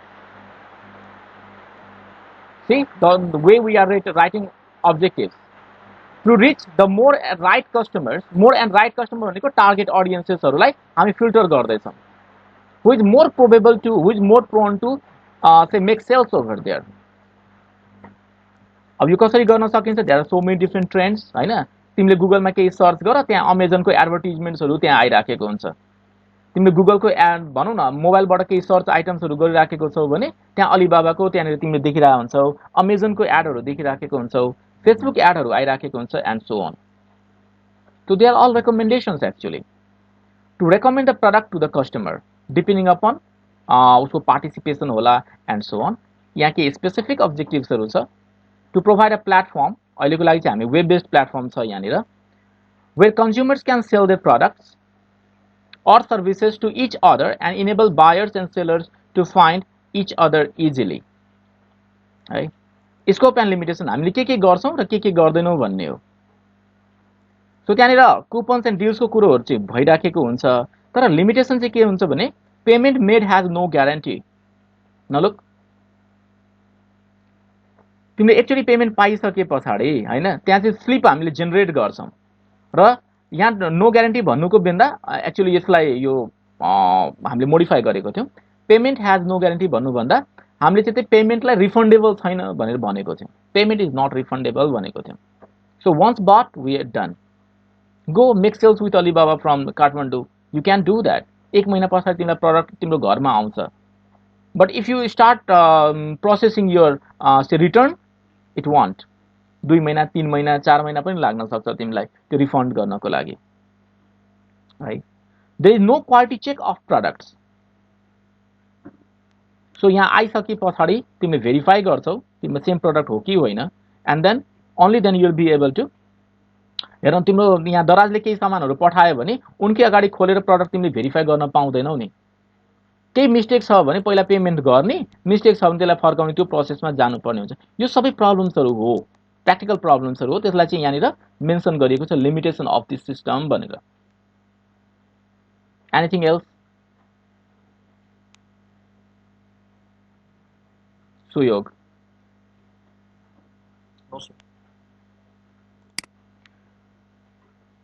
सो हामी कुरो गरिराखेको थियौं सिस्टम एनालाइसिसको बारेमा अब यसको बारेमा मलाई धेरै भनिराख्नु परेन किनभने you have studied software engineering you have studied software project management and lot other subject like system analysis and design sad पढेको छौ सो त्यो स्टुडेन्टहरुलाई मैले यो सबै भनिराख्नु पर्दैन यहाँ चाहिँ के छ भने स्ट्रक्चरिङ कसरी गर्ने त रिक्वायरमेन्ट एनालाइसिस गर्दाखेरि फंक्शनल रिक्वायरमेन्ट्स हामी पहिला क्याप्चर गर्छौं and it has to be illustrated through use case diagrams so if you remember तिमीले प्रपोजल बनाउने बेलामा यहाँनिर युज केस डायग्राम र डिस्क्रिप्टिभ युज केसेसहरु पहिले प्रिपेयर गरेर भ्याइसकेका छौ यहाँ use case diagram and descriptive use केसहरु प्रिपेयर गरेर भ्याइसकेका छौ now at this point you make some refinements to it केही न केही सर्टेन चेन्जेसहरु चाहिँ डेफिनेटली हुन्छ तिम्रो प्रपोजलको भन्दा केही न्यू युज केसेसहरु थपिन्छ केही पुराना युज केसेसहरु कट अफ भएर जान्छन् युज केस र युज केसको बीचमा तिमीले जेनरलाइजेसन एन्ड स्पेशलाइजेसन रिलेसनशिप्सहरु हेर्छौ होला त्यसलाई मोडेल गर्नको लागि डिफरेन्ट टेक्निक्सहरु युज गर्छौ होला नन फंक्शनल रिक्वायरमेन्ट लाइक सिस्टमको रिलायबिलिटीको कुरो मेन्टेनेबिलिटीको कुरो हैन सो कसरी चाहिँ सिस्टम मेन्टेनेन्स हामी अचिभ गर्न सक्छौं त्यो सबैलाई मेन्टेन लेख्ने सेक्सन भनेको नन फंक्शनल रिक्वायरमेन्ट्समा एन्ड प्लिज म यहाँनिर मेन्सन गर्दिन्छु do not come up with notes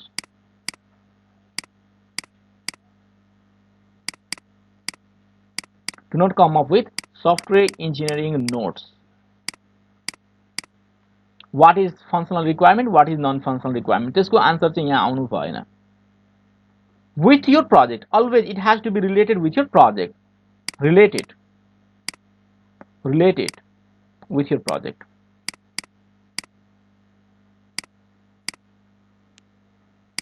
र जहिले पनि के ध्यानमा राख भन्दाखेरि the one who is evaluating your project knows the definitions of functional requirement and non functional requirement like reliability efficiency हैन मेन्टेनेबिलिटी हामी सबैलाई डेफिनेसन थाहा छ त्यसलाई तिमीले कसरी अचिभ गर्छौ आफ्नो प्रोजेक्टमा त्यसलाई डिस्क्राइब गर्नु पर्यो यो सेक्सनमा तल जाउँ feasibility analysis technical feasibility operational feasibility economic and schedule यो मोर अर लेस अगाडि हामी प्रपोजलमा सबमिट गरिसकेका छौं ठ्याक्कै त्यसकै लागि हुन्छ अलिकति चेन्ज कहाँ हुन्छ भन्दाखेरि जब तिमीले ग्यान चार्ट युज गरेको छौ त्यो ग्यान चार्टमा थोरै चेन्जेसहरु हुन्छन् अब तिम्रो लागि मेबी मोर एप्रोप्रिएट हाम्रो स्टार्ट डेट चाहिँ यो हुनुपर्ने थियो तर स्टार्ट डेट चाहिँ यो भयो रे त्यो कम्प्यारेटिभ तिमीले यहाँनिर प्रिपेयर गर्न सक्छौ त्यसैगरीकन कुनै पर्टिकुलर एक्टिभिटीको एन्ड डेट चाहिँ यो हुनुपर्ने थियो हामी अलिकति अगाडि नै एक हप्ता 10 दिन अगाडि नै हामीले त्यो एक्टिभिटीलाई सक्यौं त त्यसलाई रिप्रेजेन्ट गर्ने so that can be your comparative र डिफरेन्सेसहरु निकाल्ने बेलामा चाहिँ हामी के गर्न सक्छौं एक्सपेक्टेड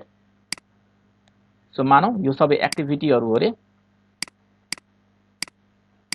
हैन सो यो चाहिँ so EXPECTED expected start time भनेको छौं एक्चुअल स्टार्ट टाइम, ठिक छ।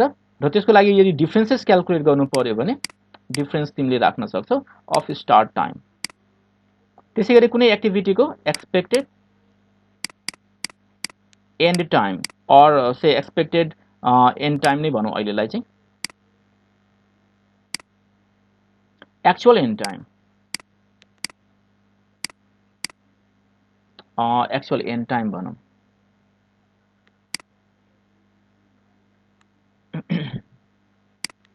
एन्ड टाइम र फेरि पनि तिमीले यहाँनिर डिफरेन्सेसहरू लेख्न सक्छौ।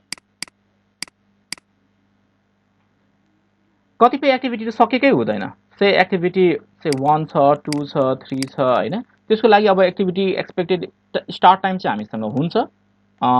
स्टार्ट टाइम भन्नुको मिनिङ हाम्रो लागि डेट हो एक्चुअली। सो 2021-26 भइराखेको छ भने लेट्स से 7 को 3 उप्स 7/3/2021 हो रे। And since this activity has not yet started हामी यसलाई ब्ल्याङ्क छोडिदिन्छौँ। डिफरेन्स हामी क्याल्कुलेट गर्न पाउँदैनौँ हैन। एक्सपेक्टेड एन्ड टाइम भनेको यहाँ चाहिँ हामीसँग छ त्यो 3 दिन लाग्ने रहेछ भन्दाखेरि 7 को 6 मा हामीले सक्नुपर्ने हो 2021। एक्चुअल थाहा छैन, सो डिफरेन्सेस एभाइलेबल छैन। Fine then it's okay. So यस्तो टाइपको तिमीले शेड्युल फिजिबिलिटीको एनालाइसिस गरेर यहाँनिर राख्न सक्छौ। बाई मिड टर्म हामीसँग रिपोर्ट चाहिँ यस्तो देखिन्छ, तर फाइनल भइसके पछाडि यही सेक्सनमा एक्ज्याक्टली यो सेक्सनमा तिमीसँग एक्चुअल स्टार्ट टाइम, डिफरेन्सेस, यो डिफरेन्सेस पोजिटिभ नेगेटिभ दुवै हुन सक्छ if you remember. So start time र एन्ड टाइमले चाहिँ हामीले कति ड्युरेसन हामीले कति भनेको थियौँ हैन।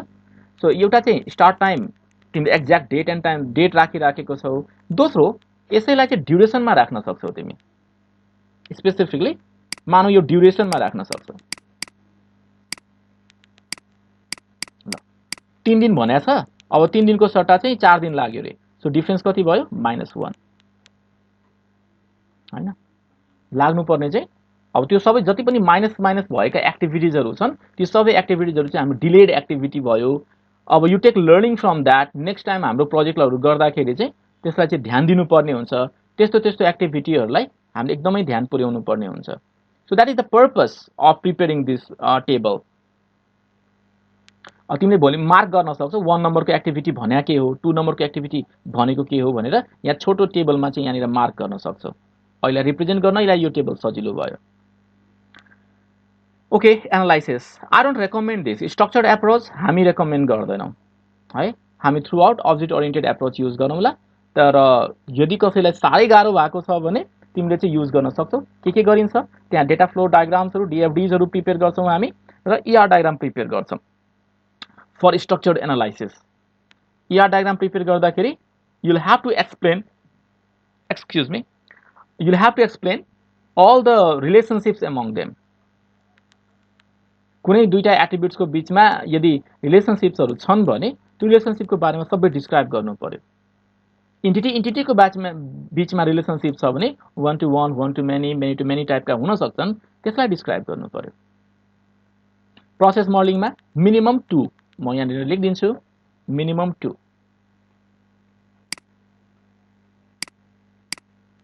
मिनिमम DFD को सेकेन्ड लेभलसम्म जानु पर्यो। सेकेन्ड लेभल DFD भनौँ अहिलेलाई।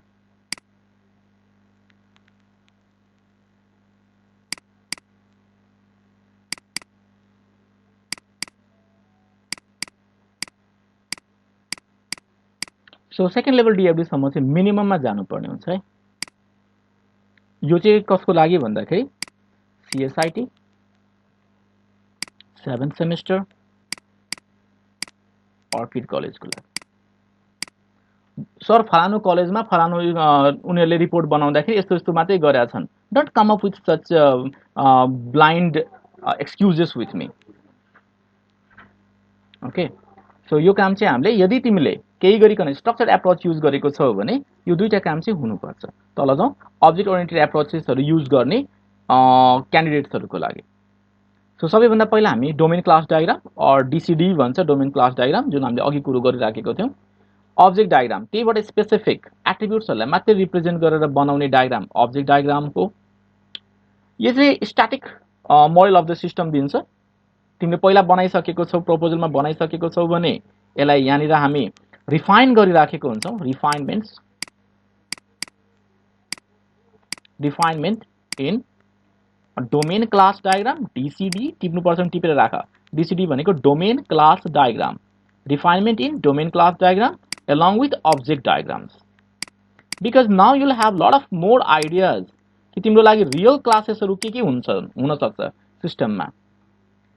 ती रियल क्लासेसहरुलाई नै भोलि पर्सि तिमीले देख्छौ भने एक्टिभ क्लासेसको रूपमा हामी रिप्रेजेन्ट गर्छौं, and they are your databases actually.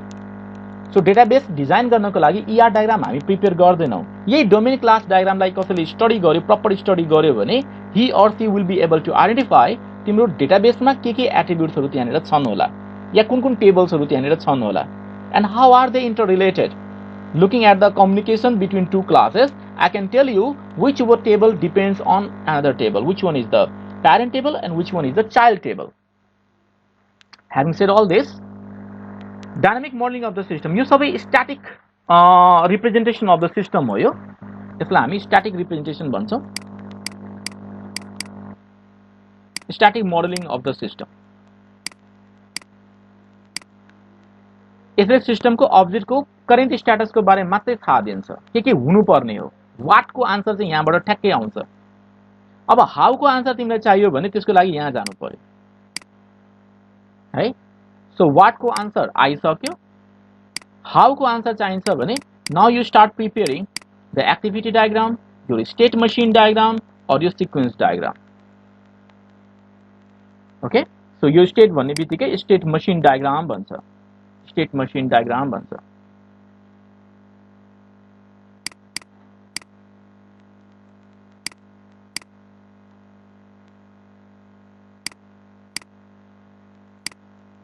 State machine diagram भन्नुको मिनिङ तिमीले पहिला सायद टीओसी मा पनि पढिसकेको छौ। सिस्टम कुनै एउटा पर्टिकुलर स्टेटमा छ र कुनै एउटा इनपुट भ्यालुले हामीले सिस्टमलाई एक्साइट गर्यौं भने त्यो नेक्स्ट कुन स्टेटमा जान सक्छ त, कस्तो कस्तो एक्साइटमेन्टहरु हुन सक्छ, सम्भव छ, त्यसको बारेमा हामीले यहाँनिर रिप्रेजेन्ट गर्न सक्छौं। It's a graphical representation again. Well, with all this things said, तल जाउँ। एक्टिभिटी डायग्रामको बारेमा पनि हामीले यहाँनिर सिस्टमलाई रिप्रेजेन्ट गर्छौं। Give me a second.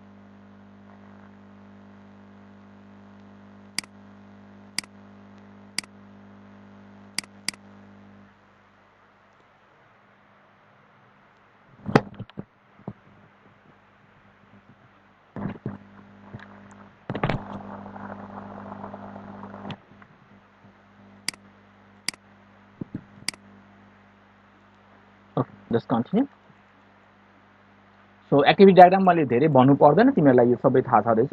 Well, आफ्नो सिस्टम के गर्ने त भन्दाखेरि जतिवटा युज केसेसहरु छन् भइजतिका सबै युज केसेसहरुलाई एक्टिभिटी डायग्राम प्रिपेयर गरिराख्नु परेन। For only those which is your risky component, for only those where you are actually implementing your algorithm, ठीक छ, त्यस्ता एक्टिभिटीहरुको मात्रै हामीलाई चाहियो। तर इमेजिन गरौँ तिमीले लगइन लगआउटको लागि चाहिँ एक्टिभिटी डायग्राम बनायौ, तर जुन F1 स्कोर क्याल्कुलेट गर्ने, त्यसैगरीकन सपोज तिमीले कन्फ्युजन म्याट्रिक्स प्रिपेयर गर्ने, जुन सरले भन्दै हुनुहुन्थ्यो हामीसँग मल्टिपल क्यारेक्टरिस्टिक्सहरु हुन सक्छ जसको आधारमा त्यो क्यारेक्टरिस्टिक्स रियल भ्यालुज र एक्सपेक्टेड भ्यालुजहरु के छ भन्दाखेरि त्यो म्याच गर्नलाई वेल त्यो अल्गोरिथम कसरी इम्प्लिमेन्ट गर्यौ त, त्यसको एक्टिभिटी डायग्राम बनाएकै छैन है। सो अल्गोरिथम इम्प्लिमेन्टेसनको छैन, रेजिस्ट्रेसन लगइनको एक्टिभिटी बनाएर यो फर्मल मानिदैन है। तल जाउँ। Activity diagram for major algorithms, activity diagram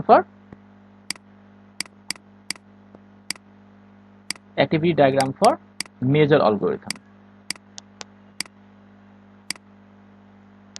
major algorithm यो चाहिँ हुनुपर्छ हामीसँग। अब फेरि पनि म भन्छु, अल्दो आई डिस्करेज स्टिल, किनभने लार्ज कम्प्लेक्स सिस्टम्सहरु कहिले पनि स्ट्रक्चर्ड एनालाइसिस गर्दैन। लार्ज टिममा प्रोजेक्ट्सहरु काम गर्नु पर्यो भने स्ट्रक्चर्ड एप्रोच युज गर्दैनन्, त्यही भएर मैले डिस्करेज गरिराखेको छु। But still if you want to, you have the authority. Structured approach use गर्दाखेरि चाहिँ हामी डेटाबेस डिजाइनमा ER diagram to relational model कसरी कन्भर्ट गरेका छौ र त्यस पछाडी चाहिँ नर्मलाइजेसन मिनिमममा DCNF सम्म हुनुपर्छ। Minimum to BCNF। अब तिमीले के भन्छौ भने धीरज सर BCNF त रिलेसनल डेटाबेसको लागि काम गर्छ, हामी चाहिँ NoSQL डेटाबेस युज गरेको छौँ।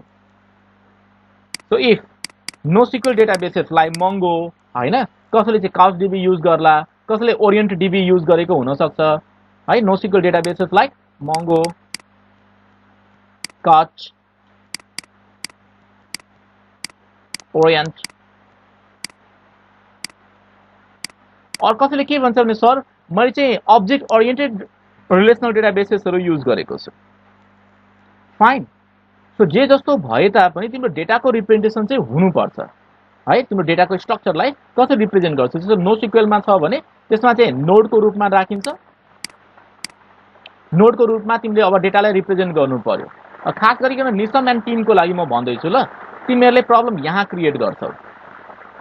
सो NoSQL डेटाबेसेसहरु यदि युज गरेको छ भने त्यसको लागि ER डायग्राम बनाइदैन, एनालाइसिसको लागि मात्रै बनाउने हो। त्यसको लागि चाहिँ हामीले यहाँ ट्रान्सफर्मेसन गर्न सक्दैनौ। You use your JSON. So JSON स्क्रिप्ट्सहरु यहाँनिर राख्नुपर्छ इन्डिभिजुअलको लागि। और ट्री लाइक स्ट्रक्चर हुन्छ भने नोडलाई चाहिँ ट्री लाइक स्ट्रक्चरमा रिप्रेजेन्ट गर्न सक्छौ तिमीले। यो ट्री लाइक स्ट्रक्चरमा तिमीले देख्छौ every node can have different level of branches, isn't it? त्यो सबैले एक्सप्लेन गर्दै जानु पर्यो and you can take a snapshot of your JSON format. So at this point, I'm very clear. यदि relational databases यदि हो भने minimum up to BCNF, NoSQL database prefer गरेको छौ भने मलाई चाहिँ node को representation चाहिन्छ in JSON format at least. तल जाउँ forms and reports को बारेमा।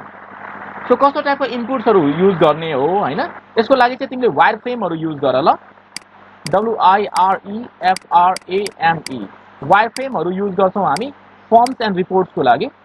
इन्टरफेसेस एन्ड डायलॉग डिजाइन, यसलाई चाहिँ हामीले इन्टरफेस डिजाइन को लागि डिफरेन्ट टुल्सहरु छन् हैन, UI डिजाइन को लागि डिफरेन्ट टुल्सहरु छन्। सो त्यसको लागि तिमीले युज गर्न सक्छौ। सो UI टुल्सहरु, UI डिजाइन को लागि तिमीले टुल्सहरु युज गर्न सक्छौ र आफ्नो रिप्रेजेन्टेसन गर्न सक्छौ। मानौ कसैले एन्ड्रोइड युज गरेको छ भने you could use Android studio और से बाल्सामिक, त्यहाँ पनि रिप्रेजेन्ट गर्न सकियो हैन। इभन कतिले त मैले जहाँसम्म देखिराखेको हुन्छु draw.io पनि युज गर्छन् यो काम गर्नको लागि। तल अब्जेक्ट ओरिएन्टेड एप्रोच गर्ने हो भने हामीले अघि कुरो गरिराखेको थियौं। See further more refinement of classes के हुन सक्छ, object, state, sequence and activity सबै काम गर्नु पर्यो। थप ध्यान दियो, हामी सिस्टम डिजाइनमा छौं, एनालाइसिस गर्दाखेरि त हामी गर्यौं नै। अब डिजाइन गर्ने बेलामा हामीले थप के गर्यौं भन्दाखेरि कम्पोनेन्ट डायग्राम राख्यौं। मैले के सफ्टवेयर इन्जिनियरिङमा मैले पढाइसकेको छु, त्यही भएर अहिले यतिखेर डिस्कस म गर्दैन है। सो कम्पोनेन्ट डायग्राम प्रिपेयर गर्ने, डिप्लोयमेन्ट डायग्राम प्रिपेयर गर्ने, त्यहाँनिर राख्नु पर्यो। एन्ड द अल्गोरिथम डिटेल्स, कसैले रेकमेन्डेड अल्गोरिथम होला हैन, कसैको चाहिँ क्लासिफिकेसन अल्गोरिथम्सहरु हुन सक्छ, नाइट बेस हुन सक्छ एन्ड सो अन। कस्तो टाइपको अल्गोरिथम इम्प्लिमेन्ट गरेका छौ तिमीले त्यसको डिस्क्रिप्सन चाहियो रे। त्यसको लागि सेपरेट सेक्सन बनाउनुको मिनिङ थाहा छ? It's compulsory. यहाँ सेपरेट सेक्सन बनाउनुको मिनिङ के हो? It's compulsory. Your algorithm has to be explained. जुनसुकै सिस्टममा इफ यु रिमेम्बर, जस्तोसुकै सिस्टम भए तापनि एउटा चाहिँ इनपुट हुन्छ, सिस्टम भित्र गयो, यो सिस्टमको सर्टेन आउटपुट हुन्छ। बाद बाँकी चीज तिमीले यहाँ जे गर्छौ नि हैन, अल द एक्टिभिटीज और एक्सन्स, यहाँ जे काम गरिरहेको हुन्छौ नि, यो एक्सप्लेनेसन गर्ने सेक्सन भनेको यो हो के। Here we don't discuss about the input, here we don't discuss about the output, rather only the actions performed हैन, वन आफ्टर अनदर एक्सन के परफर्म गर्छौ त अचिभ गर्नको लागि हो, त्यो चाहिँ डिस्क्रिप्सन गर्ने काम अल्गोरिथम डिटेल्समा हो। You could use your traditional approach like numbering, start गरेर 1 2 3 4 4.1 4.2 4.3 यो एउटा एप्रोच हुन सक्छ हैन। सो म्याक्सिमम मैले स्टुडेन्ट्सहरुलाई देखेको त्यही छ, अल्गोरिथमलाई त्यसरी एक्सप्लेन गर्छन्। अर्को तरिका के छ भन्दा स्ट्यान्डर्ड नोटेसन्सहरु तिमीले युज गर्न सक्छौ जुन कि तिमीले प्रोजेक्टमा इम्प्लिमेन्ट गर्छौ होला। You are free. Implementation and टेस्टिङमा यहाँ लेख्दाखेरि चाहिँ हामी टुल्स युजहरु के कम्प्युटर एडेड सफ्टवेयर इन्जिनियरिङ टुल्सहरु लाइक तिमीले भिजुओ युज गर्यो होला हैन, एमएस वर्ड युज गरेको छौ, draw.io युज गरेको छौ। सो हाई लेभल डिजाइन गर्नलाई तिमीले युज गर्ने टुल्सहरू अब पाइचार्म युज गर्यो होला वा जुपिटर एनाकोन्डा लाइक टुल्सहरू युज गरेको छौ रे। अब कसैले चाहिँ भनौँ न फ्लटरको लागि त आई डोन्ट रिमेम्बर, सो त्यसको लागि चाहिँ सर्टेन आइडिजहरू युज गर्यो। इन्टेलिजेन्ट आइडिया अब कटलिनमा तिमीले प्रोजेक्ट गरिरहेको छौ, गोल्याङमा प्रोजेक्ट गर्दैछौ भने त्यसको लागि चाहिँ तिमीले टुल्सहरू युज गर्न सक्छौ होला। Everything right here. Oracle database छ, माइस्क्यूएल डेटाबेस छ वा काउचडीबी छ भने त्यसको लिस्टिङहरू सबै यहाँनिर गरिराखेको हुन्छ। कसैले पोस्टग्रेस एसक्यूएल युज गरेको छ होला, इजन्ट इट? त्यो सबै डिस्क्रिप्सन गर्ने सेक्सन चाहिँ यो हो। Implementation details of modules. So when we say implementation details of modules, only the major ones, म फेरि पनि भनिदिन्छु, only the major ones.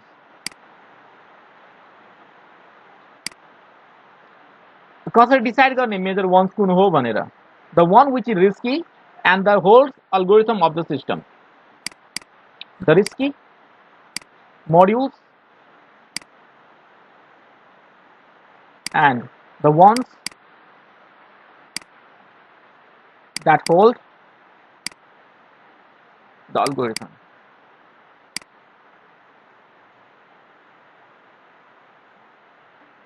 अब एउटा चिज म तिमीलाई फेरि पनि भनिदेऊ, तिमीले के गर्यौ भने आफ्नो प्रोजेक्टमा म नाइप बेज अल्गोरिथम चाहिँ युज गर्छु भन्यौ हैन, त्यसमा क्लासिफिकेसनका सेभरल डिफरेन्ट मोड्युल्सहरू तिमीले अब अहिले नि इन्टरनेट रिसर्च गर्छौ भने पीएचपीमा पनि एमएलका अल्गोरिथम्सहरू छन्, नहुने होइन। जाभामा एमएलका अल्गोरिथम्सहरू छन्, C#.NET मा एमएलका लाइब्रेरिजहरू छन्। सो तिमीले त्यो ठ्याक्कै अब इम्प्लिमेन्ट गर्छु भन्छौ, त्यहाँबाट चाहिँ आफ्नो मोड्युललाई import blah blah blah from this class, तल गएर चाहिँ त्यो क्लासको नाम अब्जेक्ट एउटा क्रिएट गर्छौ, आफ्नो फाइलको नाम CSV फाइलको नाम दिन्छौ, ट्रेनिङको काम सक्यो। समथिङ डट से अब सेपरेसनको काम गर्छौ होला, नल भ्यालुजलाई रिप्रेजेन्ट गर्नलाई, त्यो काम सक्यो। Do not do so, you are highly discourage. लाइब्रेरिजहरूको मोड्युललाई मात्रै कल गरेर प्रोजेक्ट गर्छु भन्छौ भने that will not be accepted. म फेरि पनि भन्छु, सो आफूले चुज गरेको जुन मोडल छ त्यसलाई चाहिँ आफैले प्रिपेयर गर्नु पर्यो, आफैले कोड लेखेको हुनु पर्यो। त्यसको लागि जति एट्रिब्युट्सहरू चाहिन्छ, जतिवटा मेथड्सहरू चाहिन्छ, मेथड ओभरराइड गर्नुपर्ने हो भने त्यो ओभरराइड गर्ने त्यो मोड्युल आफै बनाउनु पर्यो। If I or any of your external examiner or internal evaluator identifies that you have just used those classes available as a library, your project will not be accepted. Having that thing said, म यहाँनिर ग्रेडमा लेखिदिन्छु।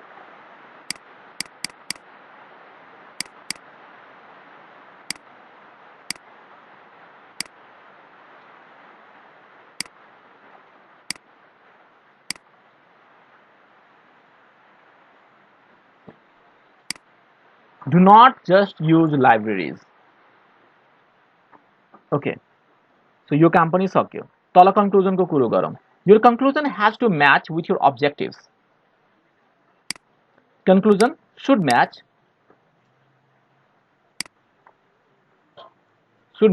with objectives.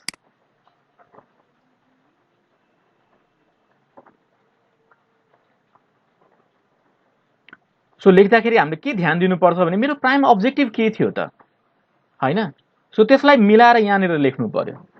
अब कसैको के हुन्छ, objective एकातिरको हुन्छ, conclusion I have learn this this this this this, I have gain some experience, project experience and I have learn so many things भनेर यहाँनिर कन्क्लुड गरिराखेका हुन्छन् 2 लाइनमा।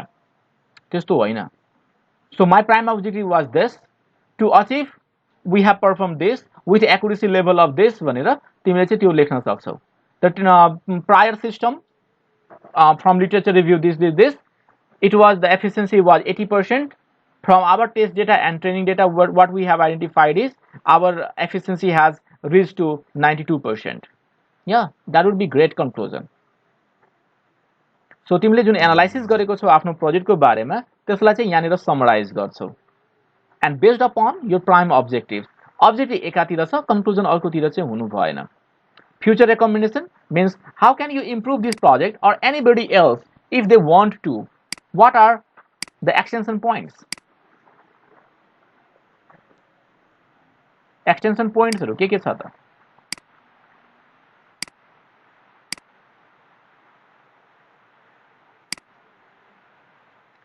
And why is it there, यो कहाँबाट आयो, लिमिटेसन्सबाट। सो यसले यो कहाँबाट लेख्छौँ हामी, लिमिटेसनबाट।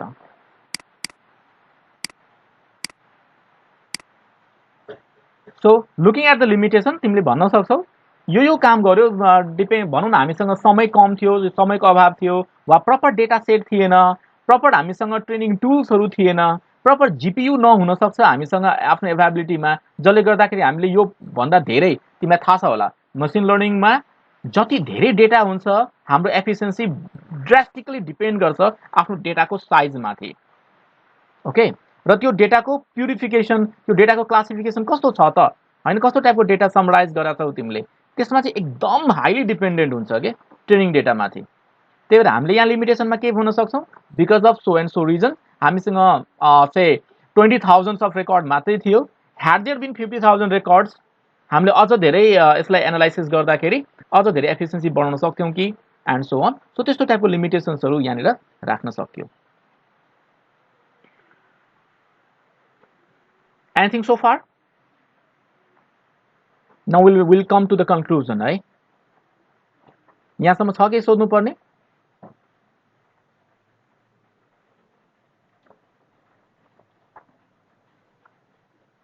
ल अब यो बाँकी कुरो चाहिँ म गर्दैन, बाँकी कुरो अब तिमीहरूले आफै थाहा पाइहाल्छौ।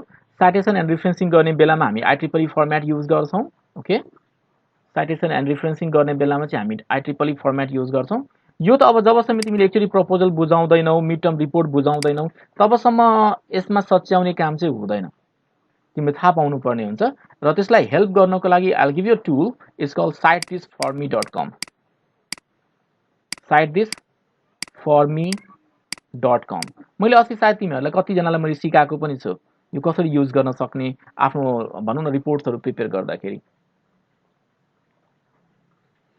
पेज नम्बरको कुरो गरौँ। सो यु जस्ट प्रिपेयर, मलाई जहाँसम्म लाग्छ मसँग छ होला, म अहिले क्लासरुममा पोस्ट गरिदिन्छु। I have prepared a checklist है, त्यो म शिखा म्यामलाई पनि दिन्छु होला, त्यो ग्रुपमा म राखिदिन्छु उहाँलाई। अनि जब तिमीले रिपोर्ट सबमिट गर्छौ नि, सबैभन्दा पहिला चाहिँ त्यो चेकलिस्टमा भए जतिका सबै चिजलाई चेक गर्नु पर्यो।